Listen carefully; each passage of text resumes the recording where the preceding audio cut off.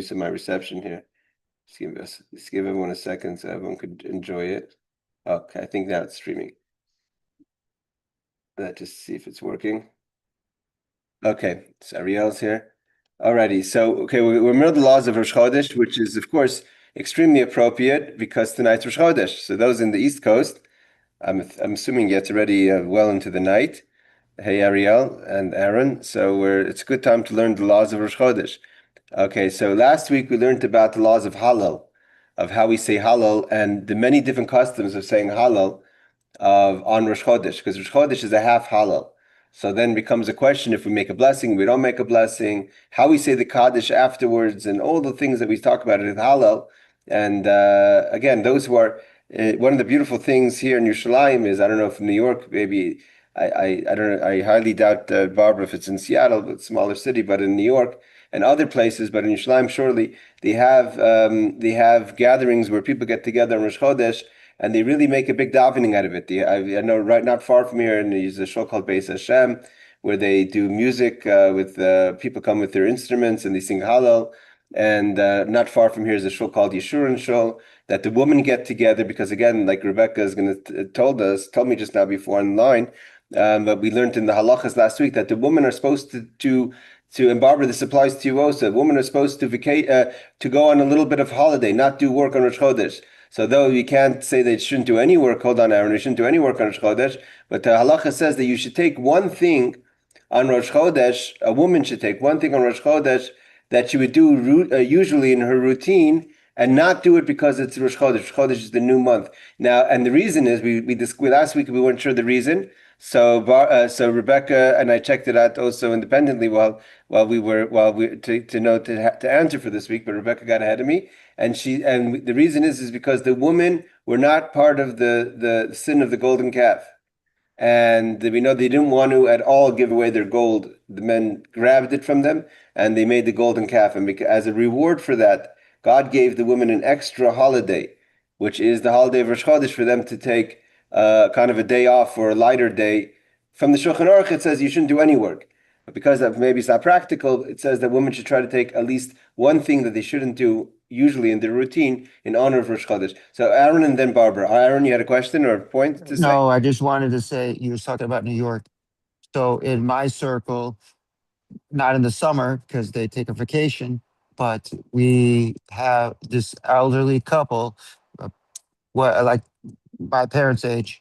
So they throw a party with music, food, and gathering Okay, there for you go. the new month. For the new month, it's Rosh Chodesh. It's a wonderful, wonderful time, and it's good. It's an opportunity to wash and make hamotzi. But again, that's what I'm saying over here. In the Shurim show, the women get together with music, and they have a whole. I mean, obviously, men are not invited, so it's a women's only event. So it looks like usually when I walk by there on my way to work, I could hear that it seems pretty lively and fun for them. Yeah, Barbara, you wanted to ask something? No, I was just going to share that years ago, I heard one of the things about Rosh Chodesh, especially for women, was that a woman should buy herself something nice at Rosh Chodesh. So I like that. Yeah, wonderful idea. Treat yourself. So that's the idea. Treat yourself on Rosh Chodesh. Wonderful idea. Rebecca. Also my friends also told me that it's specifically Rosh Chodesh because there are parallels between women and Rosh Chodesh in terms of like the cycles of the moon kind of parallel like the cycles of like, women, how everything is constantly changing, and cycles of the month and that type of thing. Yeah. And also Yisrael Daimim Levanah, the Jewish people are like the moon. I just want to say, for those most of us here, at least on the Zoom, are in the United States and Israel. I don't think we saw it in Israel, but last night with the new moon, because there was an eclipse that was able to be seen in Spain and other places, which was interesting that it happened on Rosh Chodesh. And so it means that Rosh Chodesh in general, when the moon, it's a new moon, so there's very little or no moon, and then therefore it's darker outside. So then you have an eclipse, it's even darker on top of the darkness. Anachi Aster, we're going to double darkness. So maybe that's a good sign the Mashiach is coming. We got rid of that double. It says right before the night breaks, It's its most intense darkness. And then they said that in Israel, because of that, there was supposed to be some sort of those who go to Mitzvah Rimon, that's in the south towards Eilat, you're able to see amazing flying, shooting stars. What is it called? A shower, something, a shower, some sort of light shower or something, which was visual in Eretz Yisrael last night. Meteor showers. Meteor shower, exactly. Sorry, meteor shower that was visual last night in the dark places like Mitzvah Rimon. So again, from the darkness comes the light. All right, so we're holding. So before we go to the laws of inside, we're holding law 8. I just want to say we said we're going to bring up a little chart I said I was going to make up a little chart to help us. We pretty much got it, but just quickly run through it. The different customs of Rosh Chodesh.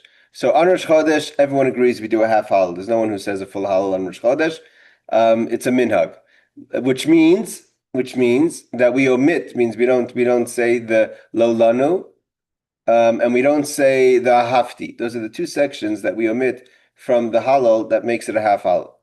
Bracha before halal, like we said, Ashkenaz, Nusach Sfard, Chasidis, and Chabad Nusach Ari all say. So we said based on what we learned last week that although the Alter Rebbe puts in the Shulchan Aruch that we don't say it and only the Chazan says it, like the Rif says, but nevertheless our custom is nevertheless to say it. That's what the Rebbe says in Sefer Minhagim. However, Sfard, no one says the bracha, not the Chazan and not the congregation.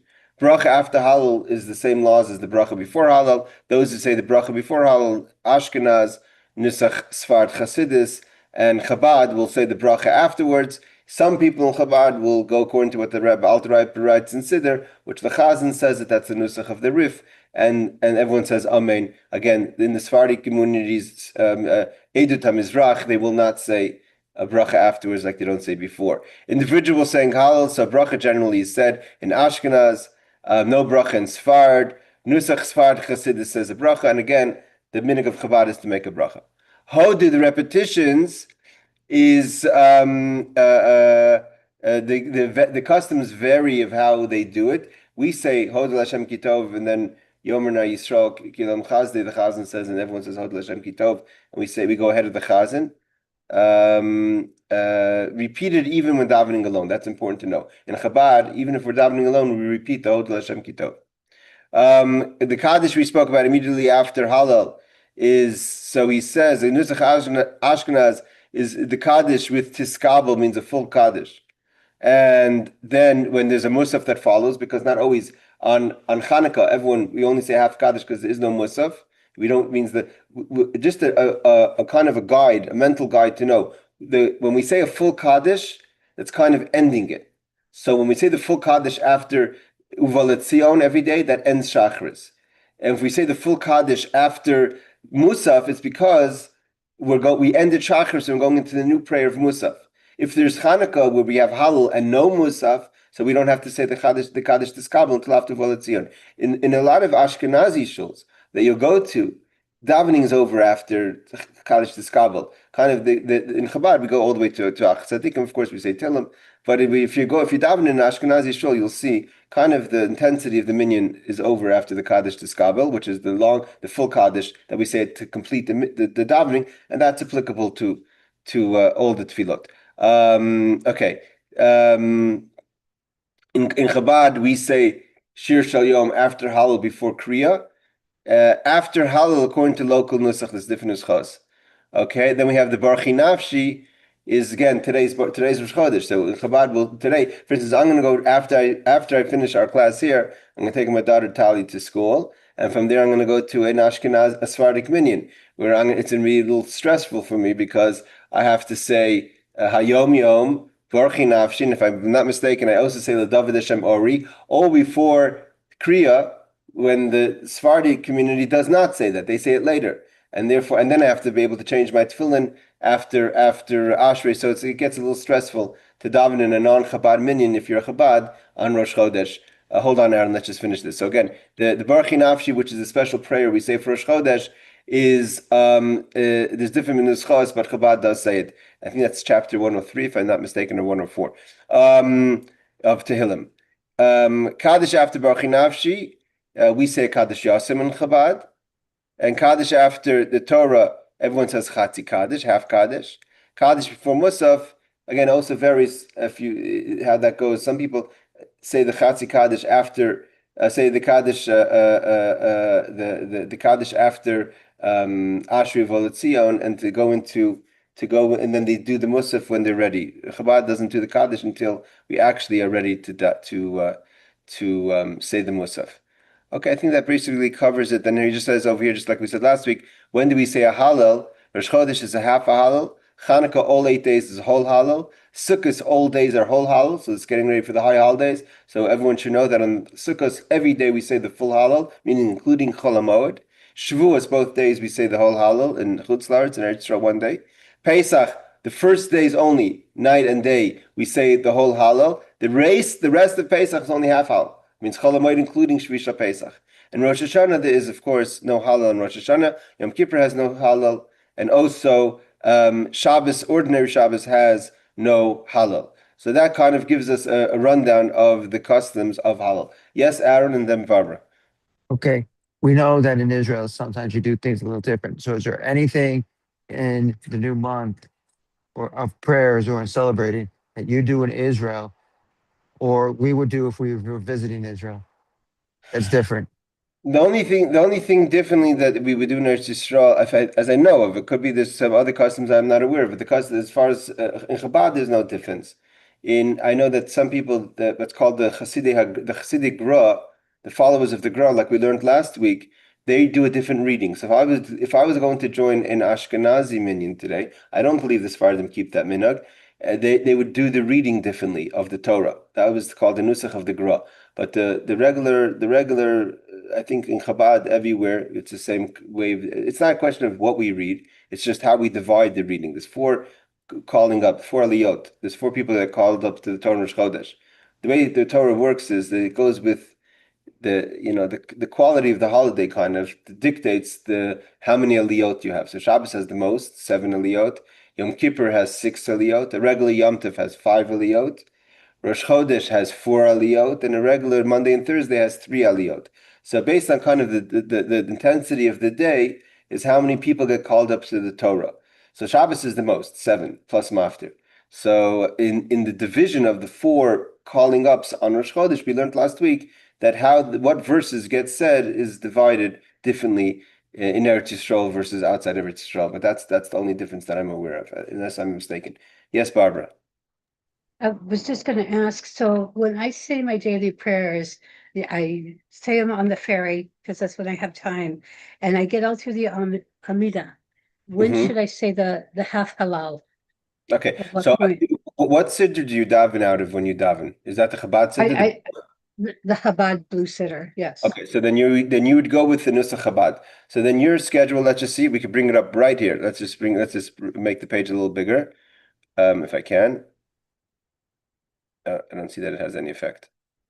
Okay, so let's maybe make this like this. That can help. Here we go. So the schedule is like this. You daven Shacharis, which is your regular morning prayer. After Shemona Esrei, meaning the Amidah, you would say the half Hallel. In Chabad, you'd make the blessing before and after, omitting those 2 parts, which are Lolan and Ahafti. Okay? Then you would say in Chabad, at the end of, this is only for Rosh Chodesh, at the end of the Hallel, I don't remember how the blue siddur looks, but at the end of the Hallel, you're going to have what's called Avram Zaken. You say the Avram Zaken Ba Bayomim, Vashem Berech Avram Bakol, and some Kabbalistic words, Aramaic words. You say it 3 times. It's an idea of blessing for the new month and kind of a kapara, an atonement for, which Rosh Chodesh is a day of atonement as well. You're davening alone, so you don't say Kaddish. Then you would say the song of the day. So tomorrow's Thursday. You can say Thursday. I'm saying tomorrow for those who are Wednesday night. So you would say Thursday's Hayom Yom, and then Rosh Chodesh is again on Friday. So you say the song of the day for Thursday and Friday each day. Then you're going to say Hoshienu, which is what we say after every Hayom Yom. Then you say the Baruchi Nafshi.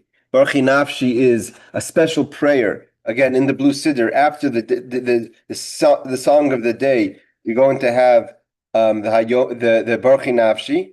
And I just wanted to make sure, check if I'm really checking. Yes, starting from tomorrow all the way through Hoshana Rabbah, after Baruch Nafshi, you're going to say chapter 27, I believe it's in Tehillim, which is, or 27 in Tehillim, which is the David Hashem Ori, will be in your Siddur. That's a special prayer for the month of Elul, Tishrei, until the end of Sukkot, until the end of Hoshana Rabbah, is we say David Hashem Ori. So that's going to be the third thing. So you can have song of the, you can do after Amidah, you can do Hallel, song of the day, Hoshienu, Baruchi Nafshi, this is Chabad, the David Hashem Ori. Then you're not davening with a minyan. You would say, usually you would do the reading of the Torah, but if you're alone on the fair, you would say the Ashrei Uval Etzion. Then you would have you would say your song of the day. If you say Tehillim, that'd be the time to say Tehillim. And then you would say the second Amidah for the day, which is the Musaf. After the Musaf, you would say the Ein Kelokeinu and Aleinu, and that would complete davening. And is there a time on this? So when I need to have this done by, or when I should do it? So if you feel you don't have enough time and you want to break it up, so what I would do is I would do the Amidah and Hallel and Song of the Day. If you can get them with the Song of the Day, the Borchi Nafshi and the David Hashem Ori, because that completes Shacharis. Finish that, and then when you have the next time opening, maybe on the way back, because if you're traveling, it's still daytime in Seattle. Then even in the afternoon, it's better earlier. But even in the afternoon, you could say the Ashrei V'Otzi and the Musaf, and then you do your Mincha prayers later. Okay, all right. Can you post that on WhatsApp, please? Sure, I'll put that on the group. I'll put that I'll divide it up into the times. But in general, if you could get into, finish Song of the Day and the extras that you have for Rosh Chodesh in the month of Elul, and then the Musaf and Ashrei V'Otzi and Musaf you could do later. That's a separate time to pray. Yes, I mean, usually we do it all in one, but if you can't, you could divide it like that way. Yes, Aaron. Okay, I bring this up because you're mentioning the Torah and what we used to do in COVID when we were stuck at home and couldn't get to shul. So could you, shouldn't you read the Torah? I mean, when we were in COVID, we didn't have a minyan on Saturday. My son would make me read the Torah, or we would read together. He'd read the Hebrew, I'd read the English. And yeah, so if someone has to pray alone, should you or should you not read the Torah at the proper time in the service? Okay. So let me just say this. If you're no, to read the Torah during the service, that you don't have to do that. If we're talking about a regular week, then we have the idea is to learn a portion of the Torah every day. We try to do Sunday to Sunday, this the first reading, Monday the second reading, etc. Friday, Saturday the seventh reading. So that you would do on your own time, anyways. Even if you go to shul, you do that. But if you have time and you're kind of to open up the siddur and to read what the chazan would read, it's okay, but it's not obligatory at all. The idea is just to read a Torah in a minyan. A lot of times in COVID, people kind of they didn't want people to forget the idea. There's certain what's called unique times, and in unique circumstances, in unique times, things a little differently. Meaning, in COVID, people were scared that people would lose the flavor of what it means to daven with a minyan and what it means to hear kriya, because they were going in these long periods of time of not joining a minyan. So people had different rules then. But on your regular rules, you're a person that goes to shul and you just happen to miss a shul, you don't have to stop after shachar and read kriya, because somewhere else they're reading kriya. As long as it's being read somewhere. COVID was a unique time, so you can't learn from COVID on your day-to-day basis. That makes sense? Yes, Okay. yes, it does make sense. Okay. Let's go to the text. Okay, so we covered Hallel, and we're going to post for Barbara and those who are on the chat just to remind us the schedule. Again, what I'm going to be posting is going to be Nusach Chabad, because that's our Nusach. There's definitely different ways of doing this. Okay, so we have like this. We're holding about making the blessing on the new moon, which we're supposed to do. We're going to see when, but when we're supposed to do it is in the beginning when the moon is getting larger. So we don't do it the first night, second night. We'll see when. But at first we have to know the settings. It says, "Ein l'kach rak tachas hashamayim v'lei tachas hagav." Don't be standing under a roof when you bless the new moon. Blessing the new moon is what's called Kiddush Levanah. Now, that doesn't just mean in your house, it also means if you're in an awning, you should be under the sky. If there's whatever the reason is, there's something that's, it's safety or what have you, that you can't, rain obviously is not applicable because you can't bless the new moon when it's raining, because when it's raining, usually the moon isn't shining. And we learned before the moon has to be shining in order to bless it. So, for whatever reason, you can't do the Kiddush Levanah in the open. So you could do it under the roof, means in your house, standing by the window, looking through the window. But it's good to know that if a person's lazy and you say, "Oh, I'm standing here in my house and I see the moon through my window," that's not how you do Kiddush Levanah. You have to go outside under the sky. Okay, let's see footnote number 17. What are we talking about? On the roof. So this is quoted from the Ramah 426 Law 4. The Rif, I guess it's based on the Rif. Since the mitzvah is akin to greeting the divine presence, the Shekhinah, is disrespectful not to go outside and do so. Right? Like God took Avram outside to see the sky, the stars. However, if you have a slight cold, okay, that could be a good reason not to go outside, and it's cold outside, or illness, you may do it from your house, like we said in the Magen Avraham, looking out your window to see the moon. I guess also everything is on scales. So if you're able to go outside and see it, and then it's too cold, you go inside. At least to be at some point outside. Balcony counts. Who? Is outdoors a balcony? Yeah, A outdoors. balcony. Balcony is fine as long as I'm saying it better not to be under an awning. You have sometimes on the balcony from your house. It could go that it's covered. It's a covered balcony. Oh, I have the roof from the floor above me, the ceiling. That Okay. doesn't count then. Better go downstairs. Yeah. Okay. Okay. So 18. It is preferable to do it through an open window if possible. If you're doing it inside for whatever reason, better. Again, like I said, it's by scale. The best you can do it with connection to outside. Mitzvah min hamuvchar. The best mitzvah is the kacha b'motzei Shabbos. We try to do it on a Saturday night. Why? So you should be dressed in nice clothing, because a person's usually dressed specially for Shabbos. So because blessing the new moon is a big mitzvah, so better not to just come out in your jeans or shorts. Come out dressed for Shabbos clothing is more appropriate, which is our custom. We try to do it on Motzei Shabbos. Usually you have 2 weeks to do it, meaning in a month, right? It's 15 days. You have 2 weeks to do it, but that's only depending on when how the month falls out. Like this week, Rosh Chodesh falls out on Thursday. So you can't do it on Motzei Shabbos. It's too close to Rosh Chodesh. So you really only have 1 week. You can only do next Motzei Shabbos because the next week is already going to be too late. So you have one Saturday night to do it, which is going to be next Saturday night. The issue is not always are you able to do it on a Saturday night. If you live in Seattle, you don't have that luxury, definitely not in the winter, to just wait till Saturday night. Usually in Seattle, if you have a moon, you grab it, because to bank on the moon being clear, the sky being clear on a Saturday night in the winter is the odds are against you. Not everyone has the power of the story that we said last week of from the Baba Sali and from the Rebbe and from Meir Pamershlan to be able to take a handkerchief out and open the clouds. All right. 4 or 5 shuls on Shabbos, you'll see in like a circle, they'll all be outside. Yeah, but the question is not in our, for instance, Chabad likes to do it after full 7 days. Others do it after 3 days, and that's when people sometimes divide. He says,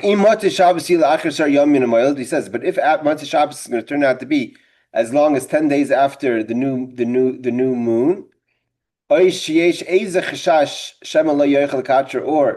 you're concerned you may not be able to sanctify it because let's say, like I said, you live in Seattle or what have you, whatever it is, there's something there that concerns you. It's not going to be an opportunity. You don't have to wait to Motzei Shabbos and be hopeful against all odds that it's going to work out. If you have a moon and it's after a certain amount of time, do it right away. Mitzvah the kacha b'asefas, but the best is also, and that's why we do Motzei Shabbos also. It's also best to do it in a group, not alone. So, Aaron, you're talking about doing it on your porch. if you can, and you go to synagogue on a Saturday afternoon, so best is to do it then, because not only is it Matzah Shabbos, it's also in a congregation. Why? Mishum de birav am hadras melech. The rule is that in a multitude of people is glory of the king, meaning that it's not, you can't compare. It says that in the laws of Bikurim, when they brought the first fruit to Yerushalayim, so the bigger the group that was coming, the bigger the group that accepted them in Jerusalem. The rule was that when you came, you didn't go alone. You went with a group to bring the new fruit. You met up, but people from a city. So that depending on the size of the group was depending how they responded. If one person showed up with a basket, they said good afternoon. If a group of 20 people from a city came in, they got more attention. So there's an idea, because when you come in a group, it's more nicer. Again, that's not a reason to hold back. Again, especially if you have concern, you're not going to manage it. These are all extras; they're not essential. And if they're extras, therefore, then better to make sure you don't miss out on it. Mitzvahs rizim magdimim. It's best to do a mitzvah in its proper time.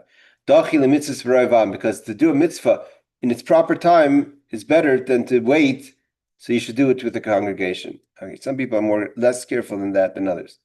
Okay, now when do we start sanctifying the new moon? Which is the question, different minhagim, Chabad, Kabbalistic or halachic. You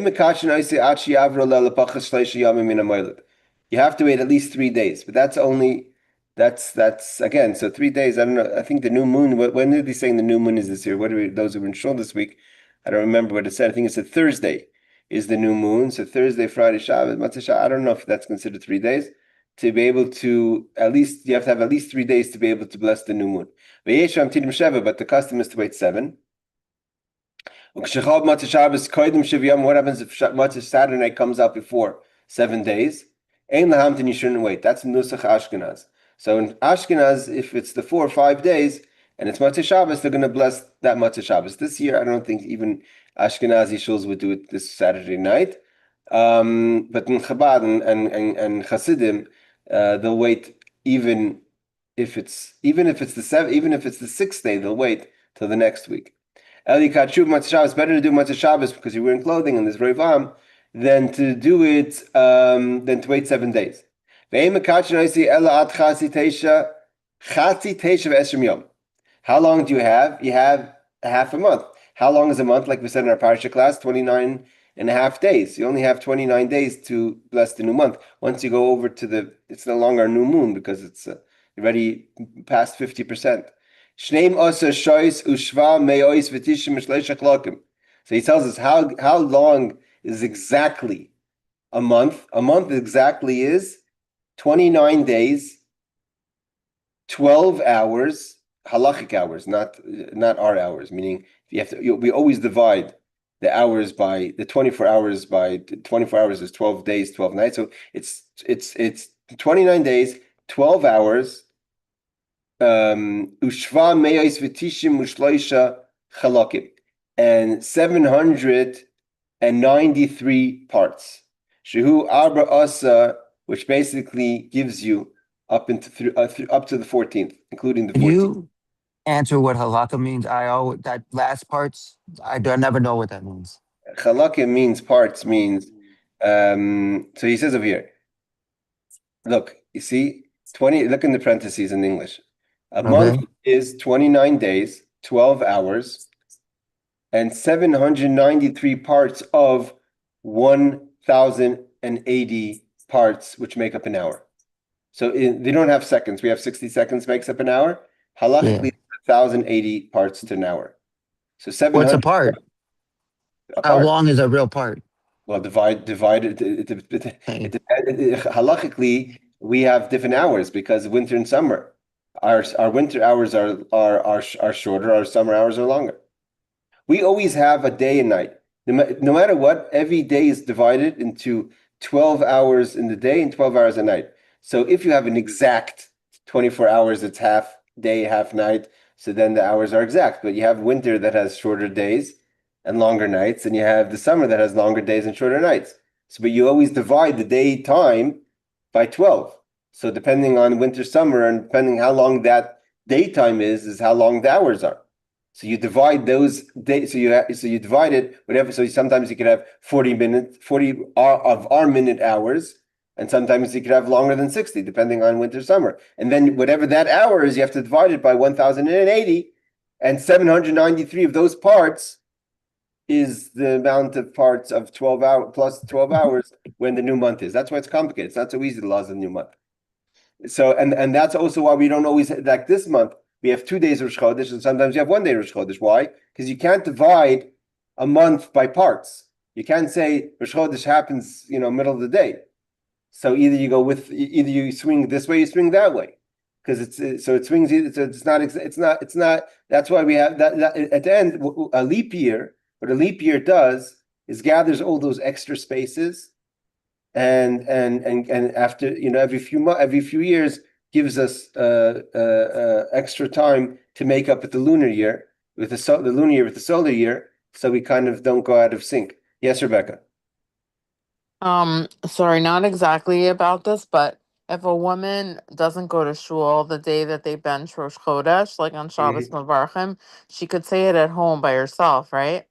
Okay, well, here we're talking about Kiddush Chodesh, Mevarchim Chodesh, yes, but you have to find out before. Best to bless the new month, you have to know when the new month is. Like I said, so you have 29 days, 12 hours, and 7 parts. So when you're going to be in shul, they're going to tell you that the new moon is going to be at Thursday, 6 a.m. in Jerusalem, such and such time, and such amount of parts. So you should look up before Shabbos the time of the Rosh Chodesh to know when it is. It's best to know when it is. That's what we call it out in shul. And that applies to men as well. If you're not going to be with a minyan or not be able to go to shul, you should at least print up Like and write know down when the molad is? and know when the mullet is before you do the Kiddush HaChodesh. Yeah. Okay. Also I have two questions about Rosh Chodesh benching. So I went to a Chabad shul and I was kind of surprised that they don't we say in like Nusach Ashkenaz like a whole Yehi Ratzon beforehand where we ask for all different kinds of things. I was kind of surprised that Chabad doesn't have that in their siddur. Okay. Next question. I'll address that. What's the next question? Um, the other thing is, I don't know if you can answer this because we just said that the Yehi Ratzon is not in the Chabad Nosach, but I was just like curious that we ask for so many different things in there, but there's nothing about health and refuah. So it's a good. See, it's good. I'm not familiar with the Hiratzin because we don't say it, and if I can answer you that question, but I could say is Chabad is usually not big on the Hiratzins in general. Even in Rosh Hashanah, we only say one Yehi Ratzon about the apple. We don't do all the Yehi Ratzons. We don't do all the customs like even the Chabad will have, I think we'll have the head of a fish with the head of a sheep. But Chabad is very into like, the Hareini Makaba Alai, like all of those kinds of like What's the that's what making things like personal. Well, what's a, that's a there's a difference. A Yehi Ratzon is asking what is the Yehi Ratzon means? The May it word be the will of Hashem. but what's the point of Yehi? What's the idea of a tefillah Yehi Ratzon? Yehi Ratzon, the idea of a tefillah Yehi Ratzon means, the way Chabad explains it is that if there was no will, let's say God, it's you have some things that are kind of in the plan, but they're not. They have to be actualized. And you have things that are just not in the plan. So Yehi Ratzon means let it be God's plan. It means if He didn't plan it for me, He should plan it for me. So therefore, we like to assume. I'm just going to take this a leap. We like to assume that a lot of these that in general the whole tefillah by Chabad is Yehi Ratzon, is that God should have a new will for us and everything, and therefore all the davening is included. But when it comes to Hareini Makabel is about Avos Yisrael. That of course. But the Yehi Ratzon's on a list of things. It's just not Or Chabad's custom. like before you bench lulav, don't you say like that long paragraph like No. or before Sfiras But HaOmer? so we don't have the before, but we have the Hiratzin after Sphere Summer. We have the Hiratzin after Sphere Summer. We have this very special Hiratzin. It's a different Hiratzin that what you say. Other than Chosem, we also have a special Hiratzin for the after we say the Nasi. So there's different tefillos for different ischos.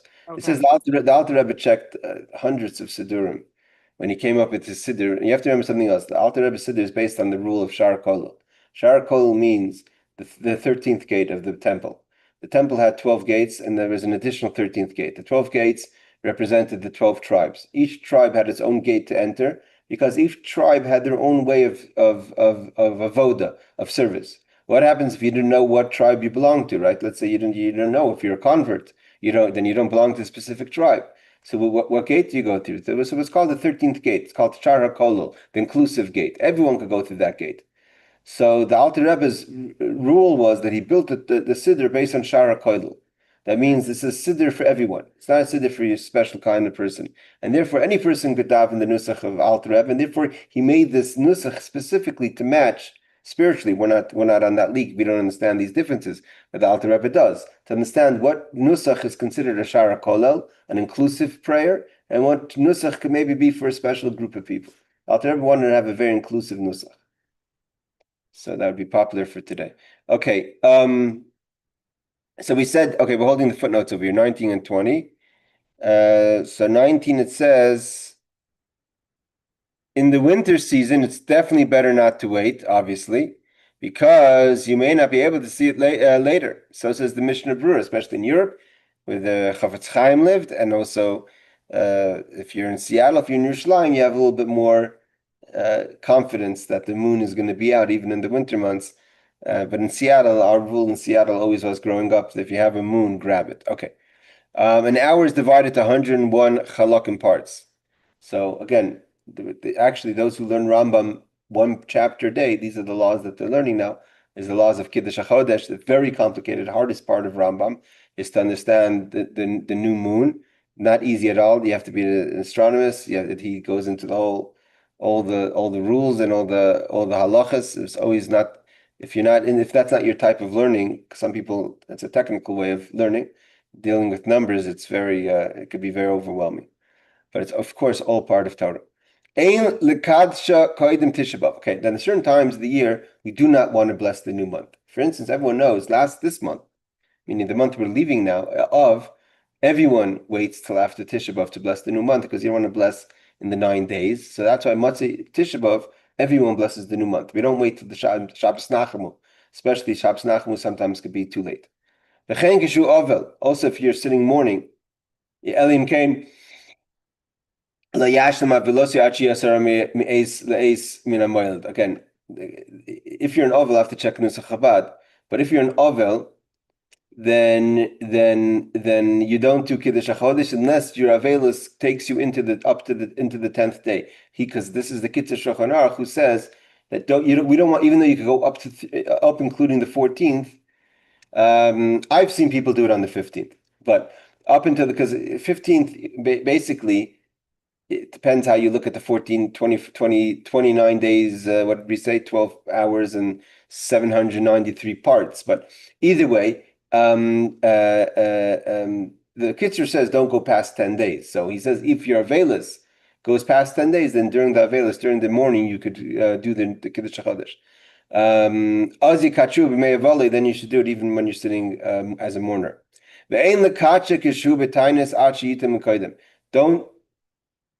Don't bless the new moon if you are in a state of fasting. What about Yom Matzah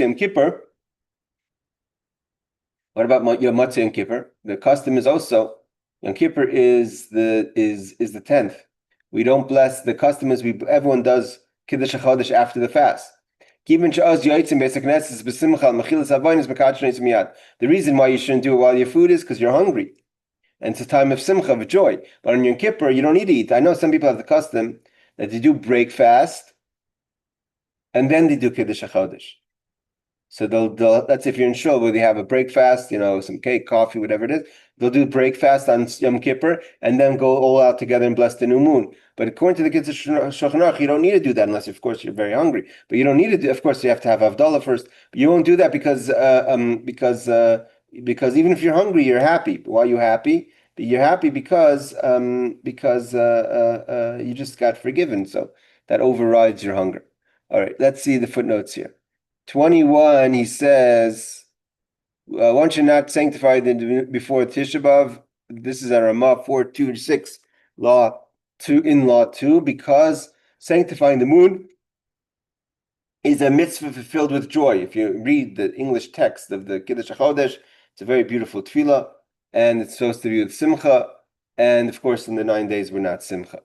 All right, so and Matzah Tisha B'Av, everyone's happy, even though Matzah Tisha B'Av, it still has certain laws that we don't do.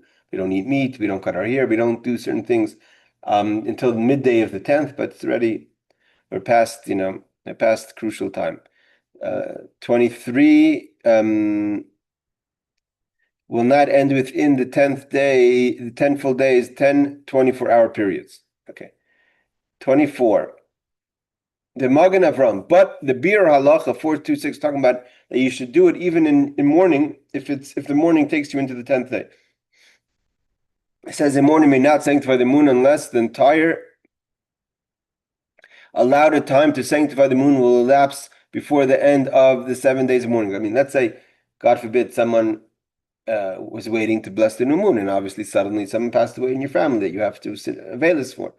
And the Veilus is going to go past the 14th day. So then obviously you have to bless the new moon before. But just to make it before 10 days, which is the preferable time according to the Kitzur Shulchan Aruch, that's not enough of a reason to do it while you're in a Veilus. Again, a Veilus, why we don't bless the new moon is because you're not happy. And you're supposed to bless the new moon in a state of happiness.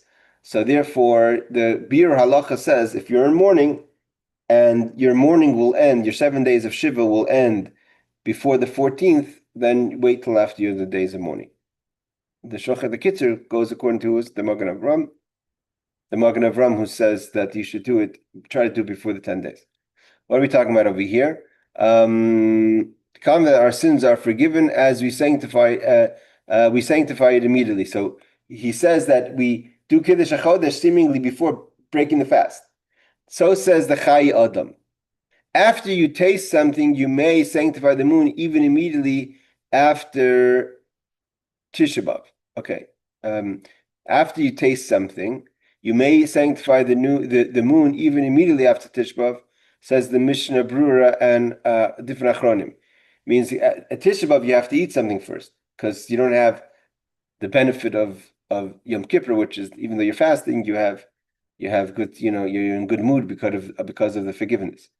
If there's a minion sanctifying the moon now, and there will not, and there will be none later, you should do it with them, even if you have not broken your fast. Okay, this is a good question.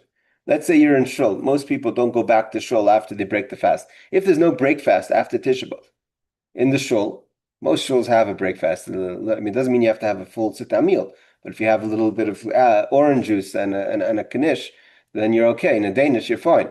But if for whatever reason there's not that break fast at the synagogue, and you're going to go home, and then you're not going to be able to say Kiddush Chodesh with a minyan.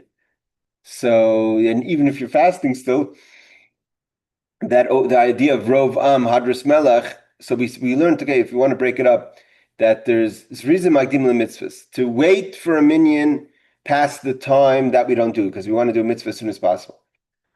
But to make sure that we're happy because we're not starving, that doesn't come before the benefit of saying it in a congregation, which is with a minyan. Now, Rebecca may ask if a woman wants to say Kiddush Chodesh, it's like any tefillah that's man grama, so it would be potter for a woman. But if she wants to say it, does she have to go to shul? You can go to shul and join the men if you stand in the place where they let you stand, but obviously that's not necessary if that's not to go especially out of your way for that.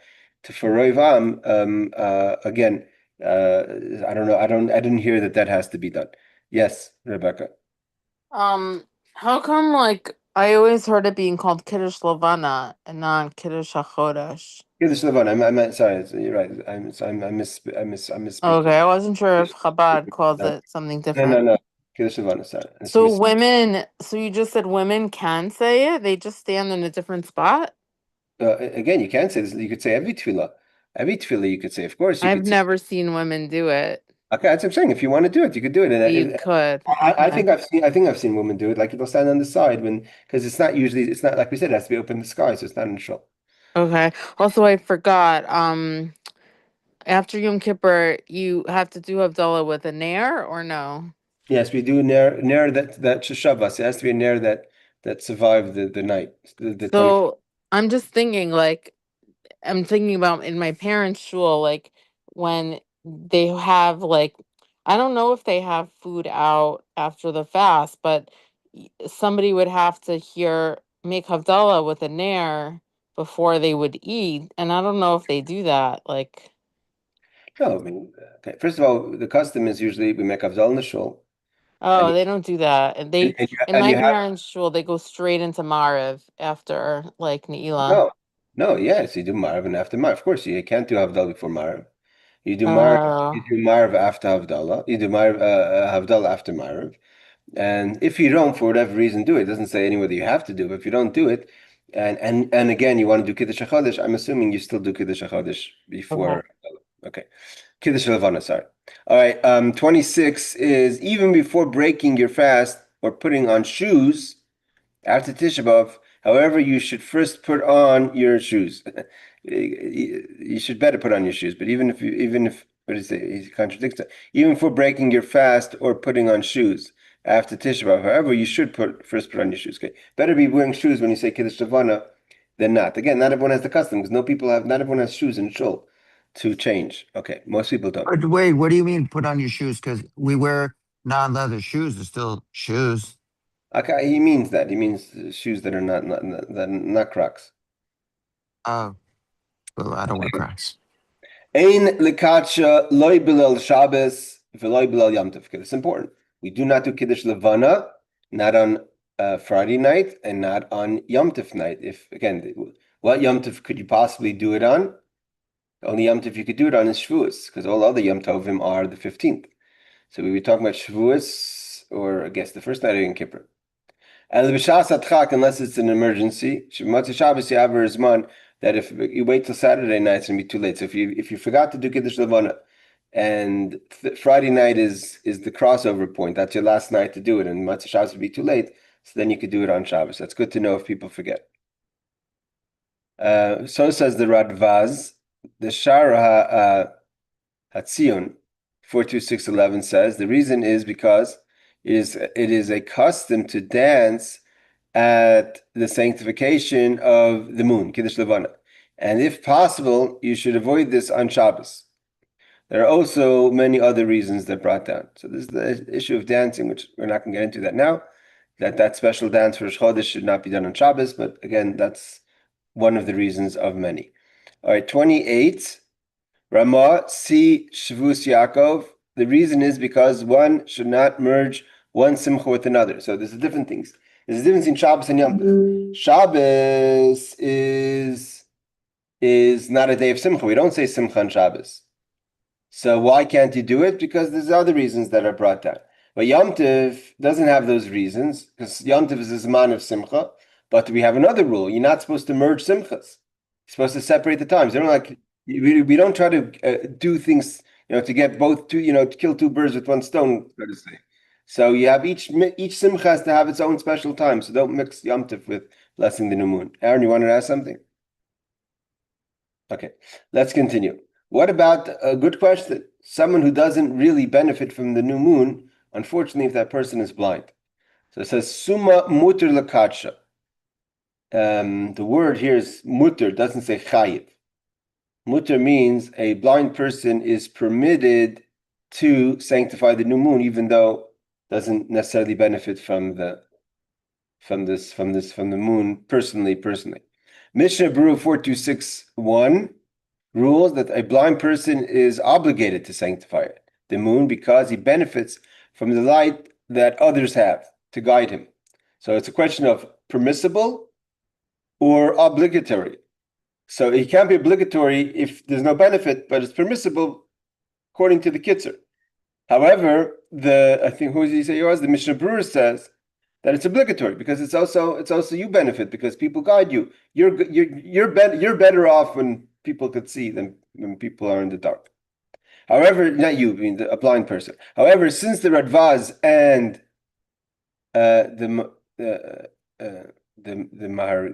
Marikash say that he may not sanctify the moon, Bir Halacha rules that it is better to have someone make a bracha for him. So the question is, if you're not obligatory, could you make a bracha? Could you make a blessing? So he says that you should have someone say it and have you in mind for the blessing part. So you like this, you could keep all opinions in line. I've not seen that, so I don't know if that's the custom. What happens sometimes? The moon comes out before Ma'ariv.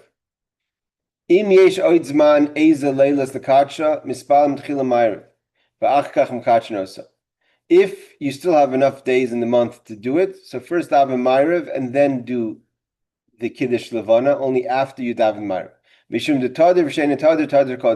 The rule is that something that happens periodically and something that happens usually, that something that's usual comes before something that happens periodically. So therefore, Ma'ariv comes before Kiddush Levanah. The Kriya Shema Haved Daraisa, also you can't compare the obligation. That's saying the Shema is obligatory, and morning and night. And this is more customary. But what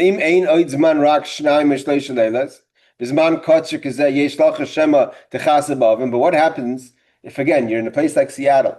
Now, again, I'm not coming down hard on Seattle. I'm just talking the reality is in Seattle, the winter months are stressful because of the overcast. So, because it's not only rain, it's also the overcast. As long as you can't see if the clouds are out, you can't see the moon. So if you're kind of trying to get moments, not nights, but moments that the clouds clear, and you see that there's an opening for a moon, and if you're going to daven Ma'ariv, by the time you finish Ma'ariv, it's going to close up again, and it's getting late in the month. So just do the new month and override the ideas of Tadir and the Araisa of Shema. Yes, Aaron. I thought we're supposed to be happy when we do the moon, and you said don't be stressed out. You shouldn't even think about being stressed out, I thought. You know what? You're 100% right. But some people do get stressed out. You're 100% right. Absolutely right. But at the same time, you have to be practical that if you're living in a place where there's a lot of overcast, you don't always have time to do the new moon. And therefore, he's saying basically that if you have an opening, it's before Ma'ariv, and the moon came out and it's shining, and the concern is that Ma'ariv will take 15 minutes, and in those 15 minutes, we all know that the moon could be gone by then. So just jump in on the moment. Very good point. That's a good point in general in life, not to be stressed out. In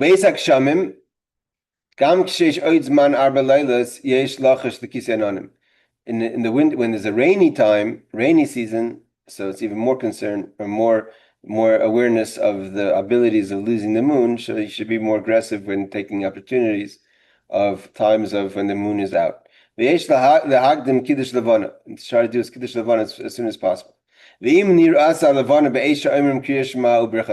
What happens if it's like really one of these days where it's really, really overcast, and all of a sudden you're in the middle of Shema, means you're in the middle of Ma'ariv, and someone comes, there's always the moon, what do they call it?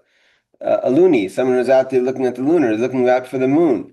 So someone who's watching the moon and sees, oh, Chevra, the moon's out, and it's in the middle of Kriya Shema.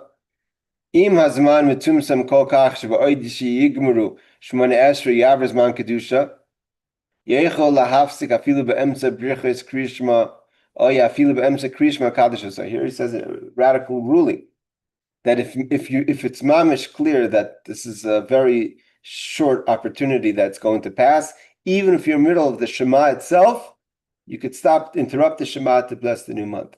If you read the writing, it says at the end, you read the tefillah, talks about the greatness of the blessing of the new month. We say one of the beautiful passages we say. It says like this. I should read it from the text.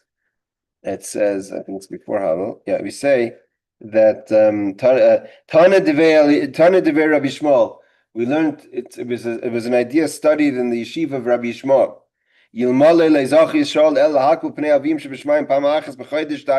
That if you just, for the fact that you have the opportunity to bless the new month, to meet God in the new month once, that's alone worthy of the Jewish people. That's how special Kiddush Levanah is to bless the new moon.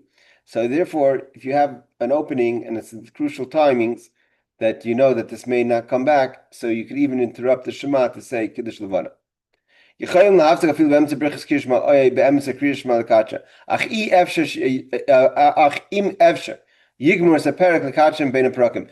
like, you don't have to get exaggerated, but if, like, Shema isn't that big, if you could finish at least a paragraph, between Shema and Vahaya, try to finish the Shema, and before Vahaya, which is always better than we learned in the laws that do have do interruptions, to at least try to place it in a place of a break, as opposed to just saying the word Shema Yisrael Hashem Elokeinu, run outside and bless the new moon.